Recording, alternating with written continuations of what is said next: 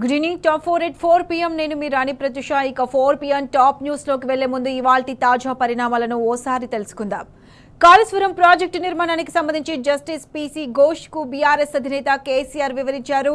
PC Ghosh అడిగిన ప్రతి ప్రశ్నకు వివరణాత్మకంగా ఆధారాలతో సహా జవాబిచ్చారు. అటు సీఎం రేవంత్ రెడ్డికి కాంగ్రెస్ హైకమాండ్ షాక్ ఇచ్చింది. మంత్రుల శాఖల మార్పునకు నో చెప్పింది. ఇక కొనతం దిలీప్ ను రేవంత్ సర్కార్ మరోసారి అక్రమంగా అరెస్ట్ చేసింది. మరోవైపు ఇందిరమ్మ ఇల్లు రాలేదన్న మనస్తాపంతో మెదక్ జిల్లాలో ఓ వ్యక్తి ఆత్మహత్య యత్నం చేయడంతో కలకలం రేగింది.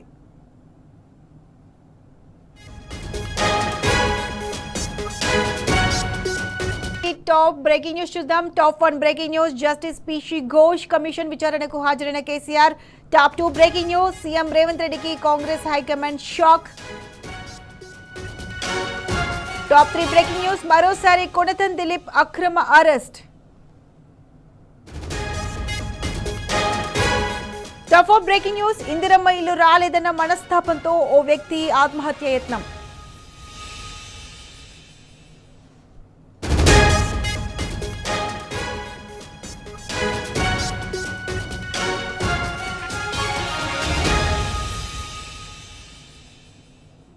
రైట్, ఇక టాప్ 4 బ్రేకింగ్ న్యూస్ మళ్ళీ చూద్దాం. Top 1 breaking news. Justice PC Ghosh commission విచారణకు హాజరైన KCR. Top 2 breaking news. CM Revanth రెడ్డికి కాంగ్రెస్ హైకమాండ్ షాక్.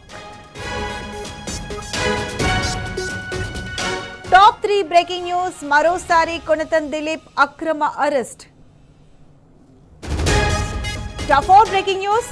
ఇందిరమ్మ ఇల్లు రాలేదన్న మనస్తాపంతో ఓ వ్యక్తి ఆత్మహత్య యత్నం.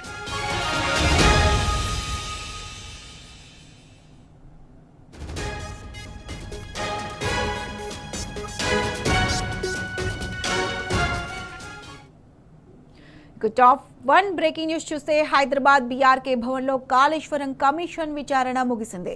కాళేశ్వరం ప్రాజెక్టు నిర్మాణం గురించి జస్టిస్ పీసీ ఘోష్ కు బీఆర్ఎస్ అధినేత కేసీఆర్ వివరించారు. పీసీ ఘోష్ అడిగిన ప్రతి ప్రశ్నకు వివరణాత్మకంగా ఆధారాలతో సహా జవాబిచ్చారు. ఆ సమయంలో పలు డాక్యుమెంట్లను పీసీ ఘోష్ కు కేసీఆర్ అందజేశారు. కాళేశ్వరం ప్రాజెక్టు ప్రాధాన్యత, ప్రాణహిత చేవేళ్ల ప్రాజెక్టు రీడిజైనింగ్ ఉద్దేశం, అనుమతులు తదితర అంశాల గురించి వివరించారు. గోదావరి జిల్లాలో తెలంగాణ హక్కును ఉపయోగించుకోవడంలో కాళేశ్వరం ప్రాజెక్టు ప్రాధాన్యతను కేసీఆర్ ఎక్స్ప్లెయిన్ చేశారు. కాళేశ్వరం ప్రాజెక్టు గురించి 50 నిమిషాల పాటు వివరించారు. విచారణ పూర్తయిన తర్వాత బయటకు వచ్చిన కేసీఆర్ అక్కడికి వచ్చిన బీఆర్ఎస్ శ్రేణులు, అభిమానులకు అభివాదం చేశారు.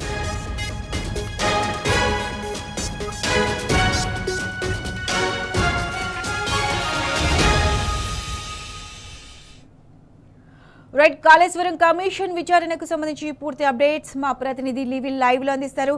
లివిల్, చెప్పండి, కాళేశ్వరం కమిషన్ విచారణపై మీ దగ్గర ఉన్న అప్డేట్స్ ఏంటి? వాళ్ళ కాళేశ్వరం సంబంధించి ఆనాడు ఉమ్మడి రాష్ట్రంలో గోసపడుతున్న తెలంగాణ రైతాంగానికి మేలు చేయాలి, తెలంగాణ రైతు పచ్చని పట్టలతో పడవిల్లులా చేయాలని చెప్పేసి స్వరాష్ట్రం సాధించుకున్న తొలినాళ్లలోనే సాగునీటి రంగంపై పూర్తిగా దృష్టి సాధించారు నాటి ముఖ్యమంత్రి బీఆర్ఎస్ అధినేత కేసీఆర్. అయితే ఆనాడు తమిడిహట్టి దగ్గర ప్రాజెక్టు కడితే ఎలా ఉంటుంది, గత ఉమ్మడి రాష్ట్రంలో తమిడిహట్టి దగ్గర ప్రాజెక్టు రూపకల్పన చేశారు, డిపిఆర్లు సబ్మిట్ చేశారు, ప్రాజెక్టుకు శంకుస్థాపన చేశారు.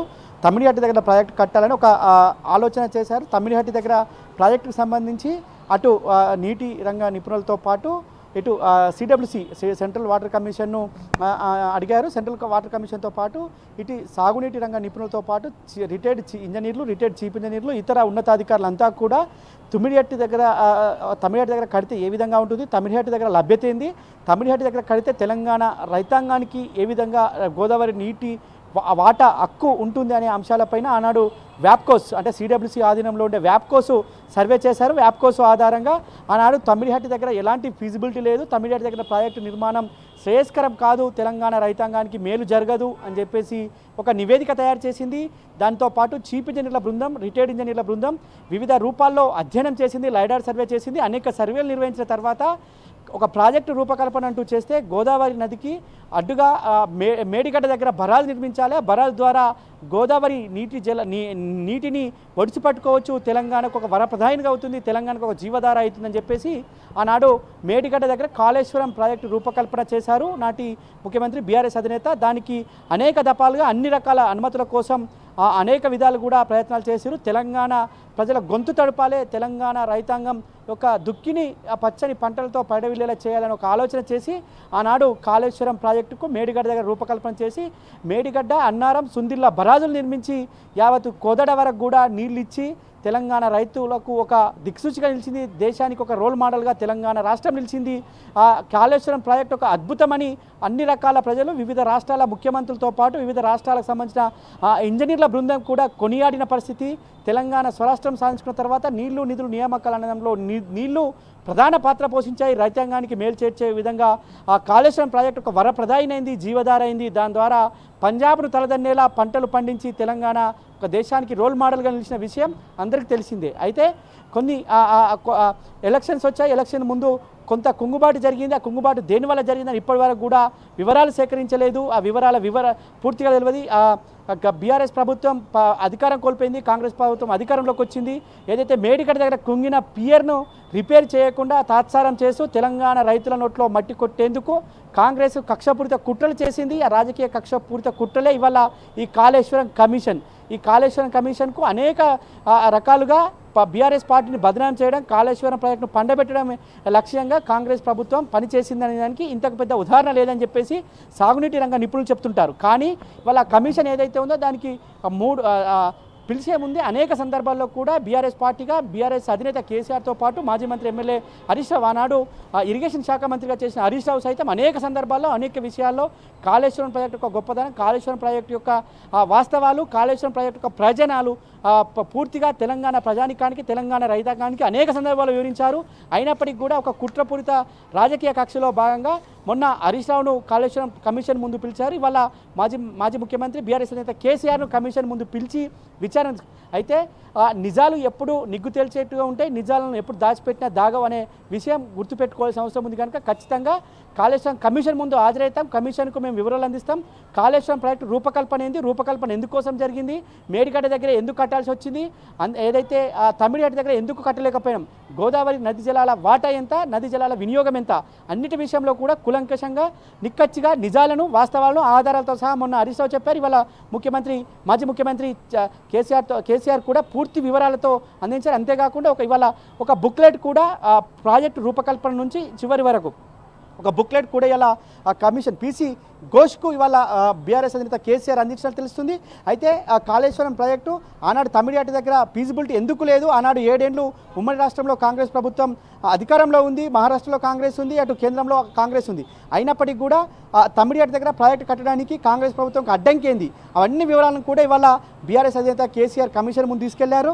ఆనాడు తమిళనాడు దగ్గర కడదామంటే ఎవరు ఎందుకు అడ్డుకున్నారు, ఎందుకు వైల్డ్ లైఫ్ శాంక్షనరీ ఏంది, మహారాష్ట్ర అడ్డంకులు ఏంది, అక్కడ వాటర్ ఫీజిబిలిటీ ఎంత, దాన్ని ఎంత ఎత్తుకు ప్రాజెక్టు రూపకల్పన చేయాల్సి వచ్చింది, దానికి కావలసిన వ్యయం ఎంత, ఇవన్నీ అంశాలను కూడా ఫీజిబిలిటీ లేదనే విషయాన్ని కూడా ఇవాళ ప్రధానంగా కాళేశ్వరం ప్రాజెక్టు మేడిగడ్డ దగ్గర కట్టడానికి కారణం కావాల్సి వచ్చింది. అందుకు అనుగుణంగానే ఇలా మాజీ ముఖ్యమంత్రి బీఆర్ఎస్ అధినేత కేసీఆర్ కూడా కమిషన్ ముందు వివరించారు, నిజాలను నిక్కచ్చిగా ఇవాళ మరొకసారి నిరూపించారు. కమిషన్ అంతా కూడా ఒక రాజకీయ కక్షపూరిత కుట్రలో భాగమే తప్ప ఇంకోటి కాదు. దీని ద్వారా ఇవాళ తెలంగాణ ప్రయోజనాలు, కాళేశ్వరం ప్రజలు ఏదైతే రైతాంగం పొందిన ప్రయోజనాలు ఎవరు కూడా మర్చిపోరు. ఇవాళ అందుకు అనుగుణంగానే దాదాపు 10,000 మంది రైతులంతా కూడా ఇవాళ వివిధ జిల్లాల నుంచి కాళేశ్వరం ప్రాజెక్టు అందుకున్న ప్రతి ఒక్క రైతు కూడా ఇవాళ బీఆర్కే భవన్కి వచ్చారు. వాళ్ళ బీఆర్ఎస్ అధినేత కేసీఆర్కు బాసటగా నిలిచారు, ఒక సంఘీభావంగా నిలిచారనేది ఇవాళ వాస్తవం. ఆ వాస్తవం రూపమే ఇవాళ కాళేశ్వరం ప్రాజెక్టు ఒక కమిషన్ ముందుంచిన రిపోర్టుగా చెప్పుకోవచ్చు. అంతేకాకుండా కమిషన్ అడిగిన ప్రతి ప్రశ్నకు కూడా ఆధారాలతో సహా కమిషన్కు వివరించారు బీఆర్ఎస్ నేత కేసీఆర్. గతంలో శ్రీకృష్ణ కమిటీ, తెలంగాణ స్వరాష్ట్రం కోసం వేసిన శ్రీకృష్ణ కమిటీకి ఏ విధంగా అయితే నిజాలు చెప్పి ఆనాడు విజయం సాధించి తెలంగాణ స్వరాష్ట్రాన్ని సాధించారో వాళ్ళ మరొక్కసారి కూడా కాళేశ్వరం కమిషన్ కమిషన్ విషయంలో అదేవిధంగా నిజాలను నిగ్గచ్చిగా చెప్పి వాస్తవ రూపంలో ఆధారాలతో సహా ఇచ్చి ఖచ్చితంగా కమిషన్కు కాళేశ్వరం ప్రాజెక్టు యొక్క భామ స్వరూప్యాన్ని ఉపయోగాన్ని రైతాంగానికి జరుగుతున్న మేలుని వల్ల మరొకసారి బీఆర్ఎస్ అధినేత కేసీఆర్ వివరించారు. కాళేశ్వరం ప్రాజెక్టు అంటే కేవలం ఒక మేడిగడ్డనే కాదు, కాళేశ్వరం అంటే అనేక బరాజుల సముదాయం, అనేక కెనాల్స్, అనేక టన్నెల్స్, అనేక రిజర్వాయర్స్, అంతేకాకుండా ఆ పంప్ హౌజులతో పాటు సబ్ స్టేషన్లు, అనేక కెనాల్స్ ఉన్నాయి, అనేక చిన్న చిన్న కాల్వల్స్ కూడా ఉన్నాయి. కనుక ఖచ్చితంగా కాళేశ్వరం అంటే ఒక మేడిగడ్డే కాదు, మేడిగడ్డ ఒకటి కుంగిపోయినంత మాత్రాన కాళేశ్వరం కాదనేది కూడా వాళ్ళు మరొకసారి నిరూపించారు. అంతేకాకుండా మొన్నటికి మొన్న ఏదైతే ముఖ్యమంత్రి అంటే ఇప్పుడున్న కాంగ్రెస్ ప్రభుత్వంలోని పెద్దలు కూడా గంధమల్ల బసవాపూర్ రిజర్వాయర్ను శంకుస్థాపన చేశారు. ఆ రిజర్వాయర్కి సంబంధించి కాళేశ్వరం భాగంలోనే కాళేశ్వరం నీళ్ళు వస్తేనే ఆ రిజర్వాయర్ నిండుతుంది అనే వంశాన్ని కూడా వాళ్ళ కుండబద్దలు కొట్టినట్టు కమిషన్ ముందుంచారు. అంతేకాకుండా మల్లన్న సాగర్ నుంచి హైదరాబాద్ నగరానికి తాగునీరుకు సంబంధించిన వివరాలతో కూడిన ఆనాడు బీఆర్ఎస్ ప్రభుత్వంలోనే రూపకల్పన చేశారు. దానివల్ల కాంగ్రెస్ ప్రభుత్వం కూడా కొనసాగిస్తూ వస్తుంది. అది కూడా కాళేశ్వరం ప్రాజెక్టులో భాగమే. కాళేశ్వరం నీళ్ళు వస్తేనే హైదరాబాద్కు తాగునీరు వస్తాయి, అంతకు మించి ఇంకోటి కాదనే నిజాన్ని కూడా వాళ్ళ కమిషన్ ముందుంచారు. కమిషన్ ఖచ్చితంగా అడిగిన ప్రశ్నలన్నింటికి కూడా సవివరంగా సమాధానం చెప్పారు.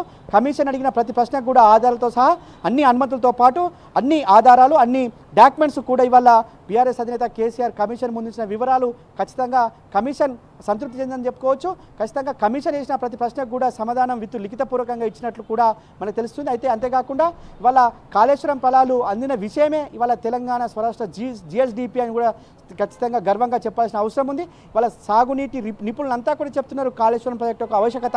కానీ వాళ్ళ కాంగ్రెస్ పార్టీకి అర్థమవుతలేదు.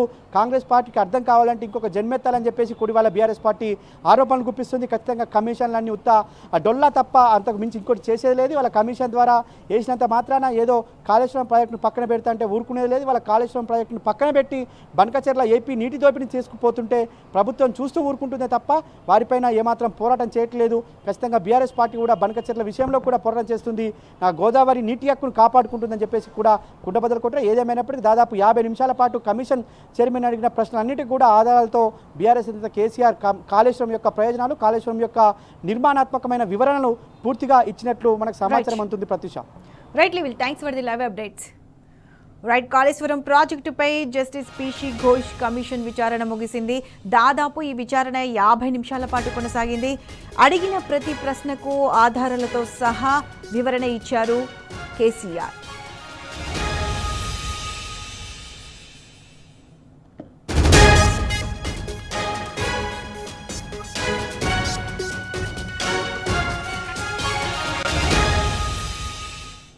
ఇక టాప్ 2 బ్రేకింగ్ న్యూస్. కాంగ్రెస్ అధిష్టానం ఢిల్లీలో మళ్లీ సీఎం రేవంత్ రెడ్డికి షాక్ ఇచ్చింది. కొత్తగా ప్రమాణ స్వీకారం చేసిన మంత్రులకు శాఖల కేటాయింపు కోసం రేవంత్ అస్థినకు వెళ్లగా మరోసారి చేదు అనుభవం ఎదురైంది. ఇతర మినిస్టర్ల వద్ద ఉన్న శాఖల మార్పునకు నో చెప్పింది. సీఎం రేవంత్ దగ్గరున్న శాఖలకు హైకమాండ్ కోత పెట్టింది.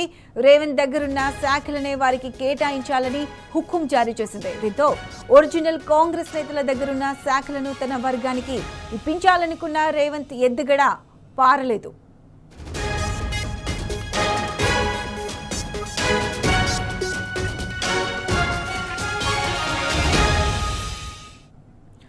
ఢిల్లీలో సీఎం రేవంత్ కు హైకమాండ్ షాక్ ఇచ్చింది. దీనిపై పూర్తి అప్డేట్స్ మా ప్రతినిధి ప్రదీప్ అందిస్తారు. ప్రదీప్, చెప్పండి. సీఎం రేవంత్ రెడ్డికి ఢిల్లీ అధిష్టానం షాక్ ఇచ్చింది. కొత్త మంత్రులకు రేవంత్ దగ్గర ఉన్న శాఖలే కేటాయించాలని హుకుం జారీ చేసింది. దీనిపై పూర్తి అప్డేట్స్ ఏంటి? ముఖ్యమంత్రి రేవంత్ రెడ్డి మంత్రివర్గ విస్తరణ జరిగిన వెంటనే ఢిల్లీ వెళ్లారు. నూతన మంత్రులకు శాఖల కేటాయింపుపై అధిష్టానంతో చర్చించేందుకు ఆయన అయితే ఢిల్లీ వెళ్లారు. వెళ్ళగానే AICC general secretary KC Venugopal తో సమావేశమై శాఖల కేటాయింపు, అదేవిధంగా సీనియర్ మంత్రులకు ఉన్నటువంటి శాఖల కోతకు సంబంధించి, శాఖల మార్పుకు సంబంధించినటువంటి అంశం చర్చించారు. అటు ఆ తర్వాత మల్లికార్జున ఖర్గే అదేవిధంగా రాహుల్ గాంధీతోనూ భేటీ అయ్యారు. భేటీ అయ్యి శాఖలకు సంబంధించినటువంటి అంశం చర్చించారు. అయితే ఆ పాత మంత్రుల శాఖల మార్పుకు అధిష్టానం నో చెప్పింది. అయితే ముఖ్యమంత్రి భేటీ తర్వాత మంత్రి ఉత్తమ్ కుమార్ రెడ్డిని ఢిల్లీకి పిలవడంతో హుటాహుటిన ఆయన ఢిల్లీ వెళ్లారు. శాఖలకు సంబంధించినటువంటి అంశం అయితే చర్చించారు. అయితే ముఖ్యమంత్రి రేవంత్ రెడ్డి తన వద్ద ఉన్న శాఖలు కాకుండా సీనియర్ పాత మంత్రుల వద్ద ఉన్నటువంటి శాఖలను కొత్త మంత్రులకు ఇవ్వాలని వ్యూహరచన చేశారు. ఆయన వ్యూహానికి అయితే అధిష్టానం బ్రేక్ వేసిందని చెప్పొచ్చు. మంత్రి ఉత్తమ్ కుమార్ రెడ్డి వెళ్ళిన తర్వాత ఈ శాఖల మార్పుకు సంబంధించినటువంటి అంశం అయితే అధిష్టానం ఓకే చెప్పలేదు. సీఎం దగ్గర ఉన్నటువంటి శాఖలకు సంబంధించే కొత్త మంత్రులకు కేటాయించాల్సిందిగా అధిష్టానం జారీ చేసింది, ఏదైతే ఆదేశాలు జారీ చేసింది. ఈ నేపథ్యంలో ముఖ్యమంత్రి రేవంత్ రెడ్డి కవర్ చేస్తున్న ప్రయత్నం అయితే చేశారు. 2 రోజులు ఢిల్లీలో ఉన్నారు. ఈ రోజు మధ్యాహ్నం ఢిల్లీ నుంచి హైదరాబాద్ వచ్చారు. అయితే నేను శాఖలకు సంబంధించినటువంటి అంశం అధిష్టానంతో చర్చించలేదు, కేవలం కులగణన కోసమే ఢిల్లీ వచ్చానని చెప్పినప్పటికీ ఒకవేళ ముఖ్యమంత్రి రేవంత్ రెడ్డి శాఖలకు సంబంధించినటువంటి అంశం అధిష్టానంతో చర్చించడానికి ఢిల్లీ వెళ్ళకపోయి ఉంటే ఉత్తమ్ కుమార్ రెడ్డి వెళ్ళిన తర్వాతనే ఈ అంశం కొలిక్కి వచ్చినటువంటి పరిస్థితి అయితే మనం చూస్తా ఉన్నాం. రేవంత్ రెడ్డి ముందు నుంచి రేవంత్ రెడ్డికి అధిష్టానం అయితే షాకులు ఇస్తూ వస్తా ఉంది. ఎందుకంటే చాలా సార్లు రేవంత్ రెడ్డి ఢిల్లీలో మకాం వేసినప్పటికీ రాహుల్ గాంధీ అపాయింట్మెంట్ కూడా దొరకనటువంటి పరిస్థితి చూస్తా ఉన్నాం. మంత్రివర్గ విస్తరణ సంబంధించి చాలా సార్లు ఢిల్లీ వెళ్ళారు, అయినా కొలిక్కి రాలేదు. అధిష్టానం ఏదైతే తన మార్పును అది మంత్రివర్గ విస్తరణ ప్రయత్నం, ఎందుకంటే ఎస్సీ మాల, ఎస్సీ మాదిగ సామాజిక వర్గాలకు తెలొక మంత్రి పదవి ఇచ్చింది. మరోవైపు బీసీ సామాజిక వర్గానికి సంబంధించి గుజరాత్ సంబంధించినటువంటి వాకాటి శ్రీగిరి గారికి మంత్రివర్గంలో చోటు కల్పించింది. మొత్తానికైతే ఎస్సీలకు బీసీకే 3 మంత్రి పదవులు ఇచ్చినటువంటి పరిస్థితి అయితే ఉంది.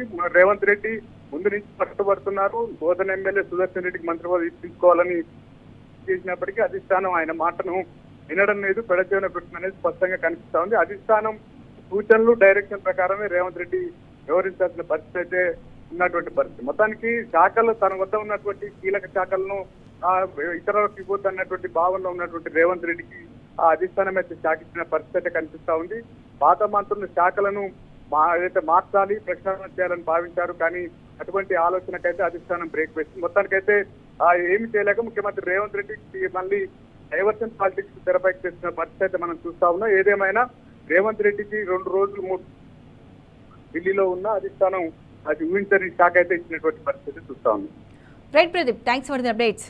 రైట్, కాంగ్రెస్ అధిష్టానం ఢిల్లీలో మళ్ళీ సీఎం రేవంత్ రెడ్డికి షాక్ ఇచ్చింది. కొత్తగా ప్రమాణం స్వీకారం చేసిన మంత్రులకు శాఖల కేటాయింపు కోసం వెళ్తే రేవంత్ దగ్గర ఉన్న శాఖలనే వారికి కేటాయించాలని హుకుం జారీ చేసింది.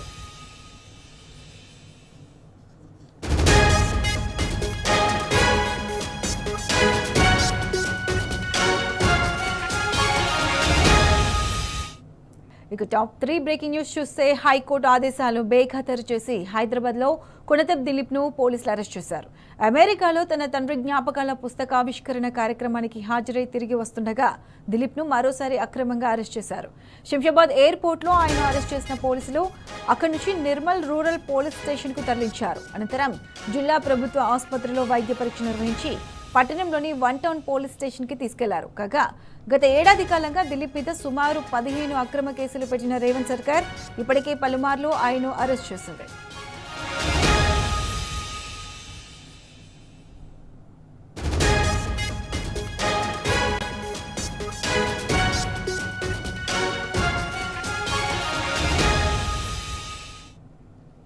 రైట్, కొనతం దిలీప్ అక్రమ అరెస్టుకు సంబంధించి పూర్తి అప్డేట్స్ మా ప్రతినిధి రాజు అందిస్తారు. రాజు చెప్పండి, హైకోర్టు ఆదేశాలను ధిక్కరిస్తూ మరోసారి కొనతం దిలీప్ ను అరెస్ట్ చేశారు. దీనికి సంబంధించి పూర్తి అప్డేట్స్ ఏంటి? Satish, BRS party social media incharge Konatham Dileep ను అక్రమంగా హైదరాబాద్ లో అరెస్ట్ చేసిన పోలీసులు నిర్మల్ జిల్లాకు తీసుకురావడం జరిగింది.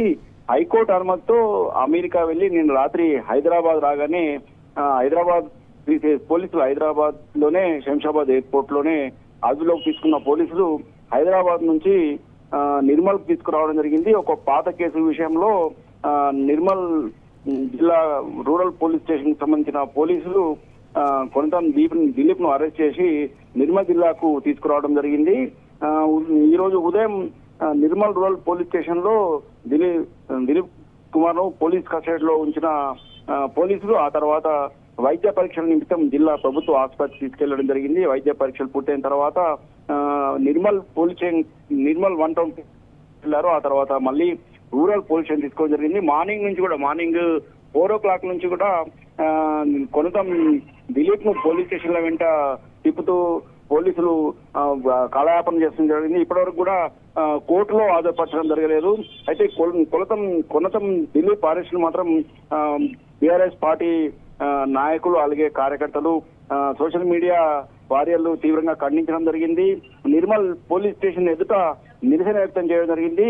అక్రమ కేసులతో కొనతం దిలీప్ ను వేధించడం సరికాదని బేషరతుగా కొనందం దిలీప్ ను విడుదల చేయాలని ఈ సందర్భంగా బీఆర్ఎస్ నాయకులు డిమాండ్ చేయడం జరిగింది. అలాగే ఎక్స్ వేదికగా BRS party working president KTR అలాగే మాజీ మంత్రి హరీష్ రావు సైతం కొనతం దిలీప్ అరెస్టు తీవ్రంగా ఖండించడం జరిగింది.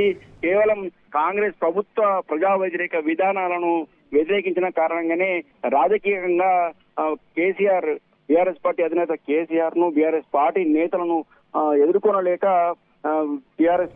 కాంగ్రెస్ ప్రభుత్వము ధైర్యం నేరుగా ఎదుర్కొనే ధైర్యం లేకనే ఇట్లా అక్రమ కేసులు పెట్టి బీఆర్ఎస్ పార్టీ నేతలను అలాగే కార్యకర్తలను వేధించడం జరుగుతుందని, ఇలాంటి వేధింపులకు లొంగేది లేదని చెప్పేసి కాంగ్రెస్ ప్రభుత్వాన్ని విమర్శించడం జరిగింది.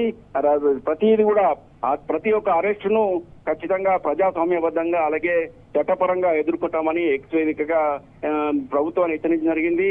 అయితే కొనతం దిలీప్ ను హైకోర్టు అనుమతి ఉన్నప్పటికీ కూడా హైకోర్టు అనుమతితో అమెరికా వెళ్లి వచ్చిన కొనతం దిలీప్ ను హైకోర్టు ఉత్తర్వులను సైతం ధిక్కరించి పోలీసులు అరెస్ట్ చేయడం మాత్రం తీవ్రంగా ప్రజాస్వామ్యవాదులు వ్యతిరేకిస్తున్నారు. బేషరతుగా ఆయన అరెస్ట్ ను ఖండించడంతో పాటు బేషరతుగా విడుదల చేయాలని డిమాండ్ చేయడం జరుగుతుంది. అయితే ఉదయం నుంచి నిన్న అర్ధరాత్రి హైదరాబాద్ లోని శంషాబాద్ ఎయిర్పోర్ట్ లో అదుపులో తీసుకున్న పోలీసులు ఎలాంటి అంటే కేసుకు సంబంధించిన వివరాలు మాత్రం మీడియాకు కానీ చెప్పకుండా ఈ నిర్మల్ పోలీస్ స్టేషన్ తరలించడం జరిగింది. నిర్మల్ పోలీస్ స్టేషన్ లో సైతం ఉదయం నుంచి కూడా 10 గంటల వరకు కూడా మీడియాను కూడా లోపలికి అనుమతించకుండా ఆయనను కస్టడీలో ఉంచడం జరిగింది. అయితే వైద్య పరీక్ష అనంతరం ఈ కోర్టులో హాజరుపరుస్తారని భావించినప్పటికీ కూడా ఇప్పటివరకు కూడా అరెస్ట్ చేయలేదు, ఇప్పటివరకు కూడా కోర్టులో హాజరుపరచలేదు. అయితే మరికొద్ది సేపట్లో మాత్రం కోర్టులో హాజరుపరిచే అవకాశం ఉన్నట్టు కొనందం దిలీప్ సంబంధించిన న్యాయవాదులు చెప్పడం జరిగింది. ఇప్పటివరకు అయితే దాదాపు 4.5 గంటల సమయం అవుతుంది. ఇప్పటివరకు కూడా కోర్టులో మాత్రం హాజరుపరచలేదు. అయితే అక్రమ కేసులు బరాయించడం మాత్రం సరికాదని చెప్పేసి ప్రతి ఒక్క ప్రజాస్వామ్యవాది బీఆర్ఎస్ నేతలకు సంబంధించిన నాయకులు డిమాండ్ చేయడం జరుగుతుంది. బేషరతుగా అక్రమ కేసులను బేషరతుగా వెంటనే కొనతం దిలీప్ ను బేషరతుగా విడుదల చేయాలని చెప్పి డిమాండ్ చేయడం జరుగుతుంది. ఇలాంటి కేసులను మాత్రం న్యాయపరంగా మాత్రం ఎదుర్కొంటామని చెప్పి ఖచ్చితంగా న్యాయ పోరాటం చేస్తామని, ప్రజాస్వామ్యబద్ధంగా పోరాడతామని, కాంగ్రెస్ ప్రభుత్వము ఇలాంటి ఎన్ని అక్రమ కేసులు బనాయించినా తాము చూస్తూ ఊరుకోమని ఖచ్చితంగా కాంగ్రెస్ పార్టీ వైఖరిని ఎండగడతామని చెప్పేసి ప్రజాస్వామ్య వ్యతిరేక విధానాన్ని ఖచ్చితంగా ఎదుర్కొంటామని చెప్పేసి బీఆర్ఎస్ నాయకులు చెప్పడం జరిగింది. Pratyusha. Right Raju, thanks for the updates. Right, Shamshabad airport లో హైకోర్టు ఆదేశాలను ధిక్కరిస్తూ మరోసారి కొనతం దిలీప్ ను పోలీసులు అరెస్ట్ చేశారు. ప్రభుత్వ ఆసుపత్రిలో దిలీప్ కు వైద్య పరీక్షలు అందజేసి హైదరాబాద్ నుంచి నిర్మల్ రూరల్ పోలీస్ స్టేషన్ కు తరలించారు.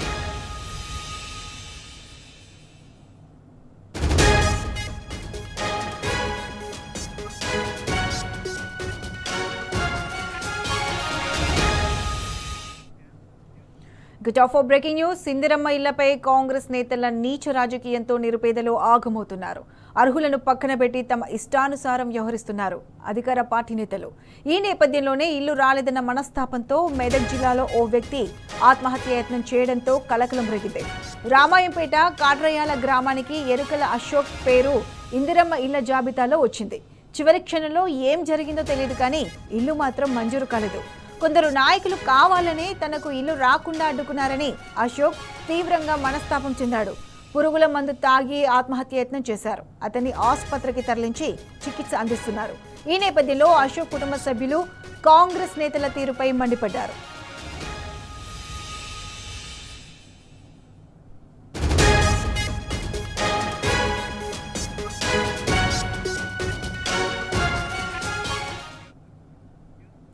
రైట్, ఇందిరమ్మ ఇల్లు రాలేదన్న మనస్తాపంతో ఓ వ్యక్తి ఆత్మహత్యయత్నం చేయడంపై పూర్తి అప్డేట్స్ మా ప్రతినిధి రంగచారి అందిస్తారు. రంగచారి, చెప్పండి, వ్యక్తి ఆత్మహత్యయత్నంపై మీ దగ్గర ఉన్న అప్డేట్స్ ఏంటి? ప్రత్యూష, కాంగ్రెస్ పార్టీ నాయకుల పైరవీలు చిల్లర రాజకీయాల ఫలితంగా ఇక్కడ రామాయంపేట మండలం, మెదక్ జిల్లా రామాయంపేట మండలం కాట్రియాల గ్రామానికి చెందిన ఎరుకల అశోక్ అనే ఒక వ్యక్తి ఆత్మహత్యయత్నానికి పాల్పడ్డ సంఘటన జరిగింది. ముఖ్యంగా ఎరుకల అశోక్ కు కొద్ది రోజుల క్రితం ప్రభుత్వం విడుదల చేసినటువంటి ఇందిరమ్మ ఇళ్లకు సంబంధించిన జాబితాలో మొదటి పేరు వచ్చింది. ప్రభుత్వం ఇచ్చినటువంటి అవకాశాన్ని ఉపయోగించుకొని ఆయన ఒక దరఖాస్తు కూడా చేసుకోవడం జరిగింది. అధికారులు వెరిఫై చేసి ఇతనికి ఇల్లు లేదని చెప్పి ప్రత్యేకంగా ఆ లిస్ట్ లో కూడా అతని పేరుని పేర్కోవడం జరిగింది. ఈ నేపథ్యంలో తనకి ఇల్లు శాంక్షన్ అవుతుందని కోటి ఆశలతో ఆయన ఇల్లు కట్టుకోవడం కోసం అన్ని ఏర్పాట్లు చేసుకుంటున్న సందర్భంలో మళ్ళీ ఇటీవల జరిగినటువంటి ఒక విడుదలైనటువంటి మళ్ళీ ఒక లిస్ట్ లో అశోక్ పేరు తొలగించబడి ఉన్నటువంటి నేపథ్యం కనిపించింది. అయితే అదే గ్రామానికి సంబంధించిన కొంతమంది కాంగ్రెస్ పార్టీ నాయకులు పైరవీలు చేసి తమ వ్యక్తిగతంగా ఉండేటువంటి ప్రలోభాలకు లోనైపోయి వాళ్ళ వద్ద కొంత డబ్బులు తీసుకుని మరొక వ్యక్తికి సంబంధించి అందులో లిస్టులు చేసినట్టుగా తెలుస్తుంది. అశోక్ పేరును తొలగించి వేసి మరో వ్యక్తికి సంబంధించిన పేరుని కాంగ్రెస్ పార్టీకి సంబంధించిన వ్యక్తుల పేర్లను అందులో జమ చేసినట్టుగా తెలుస్తుంది. ఈ నేపథ్యంలో అశోక్ తీవ్రమైనటువంటి మనస్తాపానికి గురై అతను పురుగుల మందు తాగి ఆత్మహత్యాయత్నానికి పాల్పడ్డాడు.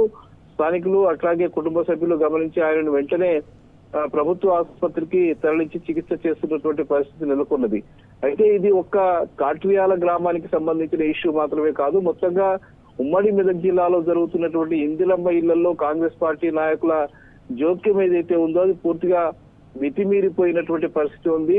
ప్రత్యేకంగా ఇందిరమ్మ ఇళ్లు మంజూరు కావాలంటే ఇందిరమ్మ కమిటీల ద్వారానే పూర్తిగా లబ్ధిదారుల ఎంపిక ప్రక్రియ కావాలని చెప్పి ప్రభుత్వం ఏదైతే నిర్ణయం తీసుకుని కాంగ్రెస్ పార్టీ నాయకులకు సంబంధించిన వాళ్లతో మాత్రమే ఆ కమిటీలను ఏర్పాటు చేసింది. అందులో 5-6 సభ్యులు పూర్తిగా కాంగ్రెస్ పార్టీకి సంబంధించిన వాళ్లే ఉంటున్నారు. వాళ్ళు కేవలం కాంగ్రెస్ పార్టీకి సంబంధించిన వ్యక్తుల పేర్లని మాత్రమే అందులో చూపిస్తున్నారని చెప్పి వాళ్ళు నియామకం చేస్తున్నారని చెప్పి కూడా చెప్తున్నారు, ఎంపిక చేస్తున్నారని చెప్పి చెప్తున్నారు. ప్రధానంగా అంతటా కూడా ఇదే జరుగుతున్నది. చాలా గ్రామాల్లో కూడా ఇలాంటి ఘర్షణలు గొడవలు జరుగుతున్నాయి. ముందుగా ప్రభుత్వం ఇచ్చినటువంటి అవకాశాలు ఎవరైతే ఉన్నారో లబ్ధిదారుల ఎంపిక ప్రక్రియ కొంత జరిగినప్పటికీ కూడా మళ్ళీ ఏదైతే ఈ ఇందిరమ్మ ఇళ్లకు సంబంధించిన కమిటీలు ఏదైతే ఆ పేర్లు మార్చి తమకు సంబంధించిన వ్యక్తులను అందులో చేర్చడము, అట్లాగే కాంగ్రెస్ పార్టీకి సంబంధించిన వ్యక్తుల పేరు చేర్చడంతో స్థానికంగా ఉండేటువంటి నిజమైనటువంటి లబ్ధిదారులకు ఇల్లు లభించినటువంటి పరిస్థితి నెలకొన్నది. కాంగ్రెస్ పార్టీ నాయకులు పూర్తిగా ఆ వచ్చిన లబ్ధిదారుల వద్ద కూడా పెద్ద ఎత్తున బిల్లులు శాంక్షన్ కావాలంటే డబ్బులు తీసుకునే ఒక వైఖరి కూడా చాలా గ్రామాల్లో జరుగుతున్నట్టుగా మనకు తెలుస్తుంది. ప్రాథమికంగానైతే ఎంపిక చేసిన గ్రామాల్లో మాత్రమే ఇందిరమ్మ ఇళ్లకు సంబంధించిన ప్రక్రియ కొనసాగుతుంది. మరికొద్ది రోజుల్లో పూర్తి స్థాయిలో అది జరుగుతుందని చెప్తున్నారు. ఇప్పుడు ఎంపిక చేసిన గ్రామాల్లోనే ఇంకా ఇలాంటి దుస్థితి నెలకొని ఉన్నదంటే ఇక భవిష్యత్తులో అన్ని గ్రామాల్లో గనుక ఇందిరమ్మ కమిటీల ప్రాధాన్యత కొనసాగినట్టయితే చాలా పెద్ద ఎత్తున అనర్హులకు ఇది ఇందిరమ్మ ఇల్లు వచ్చేటువంటి అవకాశం ఉందని, అర్హులకు ఇల్లు దక్కే అవకాశం లేదనేది మాత్రం చాలా స్పష్టంగా అవుతున్నది. అందుకు ఉదాహరణగా మనం ఒక అశోక్ సంబంధించిన ఇష్యూగా చెప్పుకోవచ్చు. ఇప్పటికైనా నిజమైన లబ్ధిదారులను ఎంపిక చేయాలని చెప్పి బీఆర్ఎస్ పార్టీ నాయకులు మిగతా పార్టీ నాయకులంతా కూడా డిమాండ్ చేస్తున్నటువంటి పరిస్థితి ఇక్కడ కనిపిస్తున్నది. Pratyusha. Right Rangachari, thanks for the updates. Right, Indiramma ఇళ్లపై కాంగ్రెస్ నేతల రాజకీయంతో నిరుపేదలు ఆగమవుతున్నారు. ఇందిరమ్మ ఇళ్ల జాబితాలో వచ్చిన ఎరకల అశోక్ అనే వ్యక్తి చివరి క్షణంలో మంజూరు విషయంలో తన పేరు రాలేదని ఆత్మహత్యయత్నం చేసుకున్నాడు. ప్రస్తుతం ఆసుపత్రిలో చికిత్స పొందుతున్నాడు.